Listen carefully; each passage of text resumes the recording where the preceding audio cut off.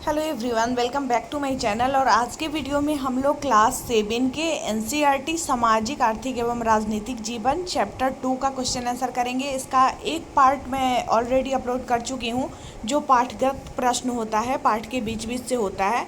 तो अगर उस वीडियो को आप लोग नहीं देखे होइएगा तो लिंक मिल जाएगा आपको डिस्क्रिप्शन में, वहाँ से आप देख सकते हैं। और इस वीडियो में हम लोग अभ्यास प्रश्न को करेंगे। अभ्यास प्रश्न जो चैप्टर जब ख़त्म होता है उसके बाद जो प्रश्न होता है उसको।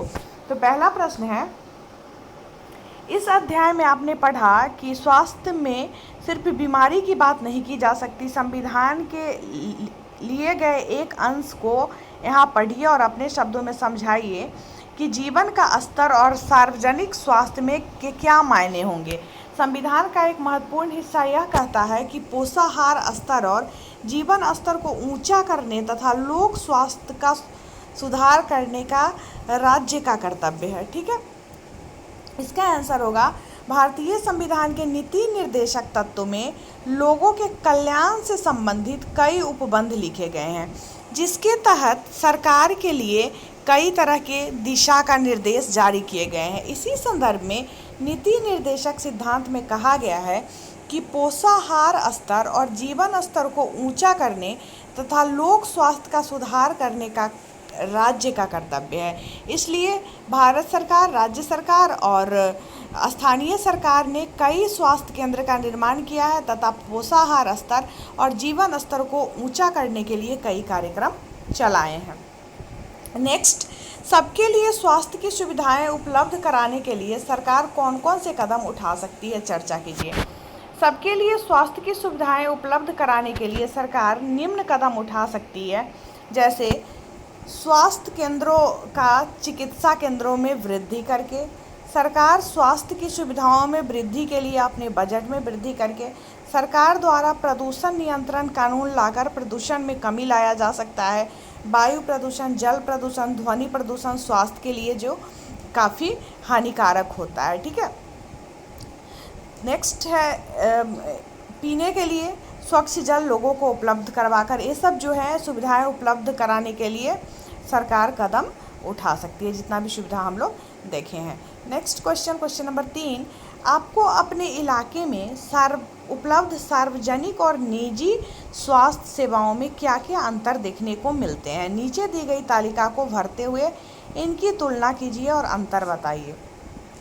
एक तरफ सुविधा लिखा हुआ है जिससे निजी सार्वजनिक सेवाओं का मूल्य और सेवाओं की उपलब्धता। आंसर होगा सुविधा यानी निजी सुविधा जो हुआ, निजी अस्पताल में सेवाओं का मूल्य काफ़ी अधिक होता है।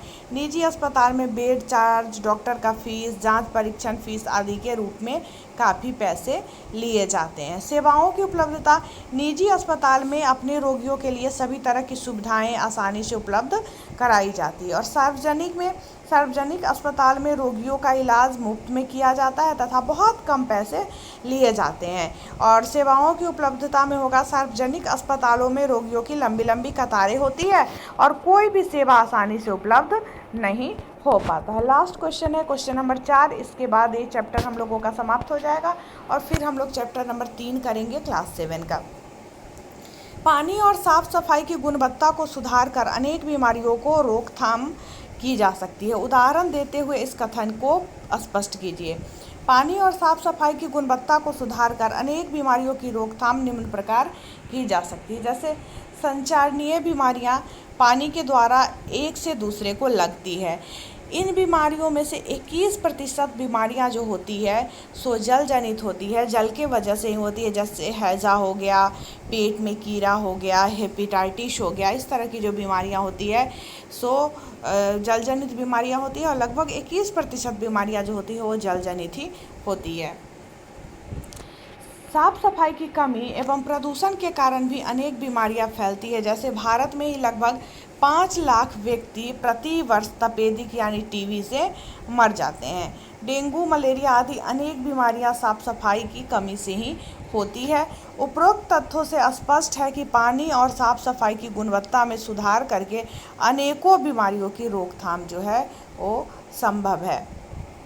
तो ये जो चैप्टर था स्वास्थ्य के क्षेत्र में सरकार की भूमिका, तो इस चैप्टर को हम लोग कंप्लीट कर चुके हैं। चैप्टर 1 भी कंप्लीट हो चुका है और धीरे धीरे हम लोग आगे की तरफ बढ़ेंगे और उम्मीद है कि जब तक हम लोगों का फाइनल एग्ज़ाम आएगा तब तक सारा चैप्टर जो है वो कंप्लीट हो जाएगा सभी क्लास का मैं कोशिश कर रही हूँ। बीच में कभी कभी स्किप हो जा रहा है वीडियो, लेकिन फिर भी मैं कोशिश पूरा कर रही हूँ कि हर रोज़ मेरा वीडियो आ जाए। तो धीरे धीरे मैं और भी क्लास का और भी चैप्टर और भी सब्जेक्ट सारे सब्जेक्ट का मैं करवा दूंगी। थोड़ा सा टाइम तो लगेगा ही क्योंकि सारे सब्जेक्ट का करवाना है, तो ऐसे में टाइम थोड़ा सा लगता है, बट फिर भी मैं धीरे धीरे करवा दूंगी। और साथ ही जो लोग सीटेट का प्रिपरेशन करते हैं शिक्षक बनने के लिए, उनके लिए भी यह वीडियो बहुत ज़्यादा हेल्पफुल होगा, क्योंकि उस एग्ज़ाम में भी एनसीईआरटी बुक से बहुत अधिक क्वेश्चन आते हैं। और एनसीईआरटी अगर आप अच्छे से पढ़े रहते हो, क्वेश्चन आंसर किए रहते हो, तो एक भी क्वेश्चन आपका छूटता नहीं है, आसानी से सारे क्वेश्चन सॉल्व हो जाते हैं। तो चैप्टर नंबर 1 जो है इसमें का उसका वीडियो का लिंक आपको डिस्क्रिप्शन में मिल जाएगा, आप नहीं देखे होइएगा तो। और वैसे मैं सारे उसका प्लेलिस्ट भी बना के रखी हूँ, जितने भी क्लास के मैं एनसीईआरटी को एक्सप्लेन करती हूँ उसका मैं अलग अलग प्लेलिस्ट बनाई हुई है, क्लास 6 का, 7 का, 8 का, ऐसे कर करके। तो आप जिस भी क्लास में हो आप जाके अपने प्लेलिस्ट से अपने क्लास का क्वेश्चन आंसर चेक कर सकते हो।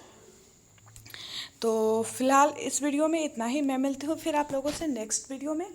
तब तक के लिए अपना ध्यान रखिएगा, अच्छे से रहिएगा, घर में रहिएगा, सुरक्षित रहिएगा, कोरोना वायरस के संक्रमण से मुक्त रहिएगा और घर में रह के अच्छे से पढ़ाई करिएगा। और कहीं कोई दिक्कत अगर होगी किसी भी क्वेश्चन के आंसर में या कुछ अगर समझ में नहीं आए तो आप मुझसे कमेंट में बोल सकते हो, मैं कोशिश करूँगी कि आपको उसका रिप्लाई दूँ या फिर आपको अच्छे से उसको समझा दूँ, ठीक है।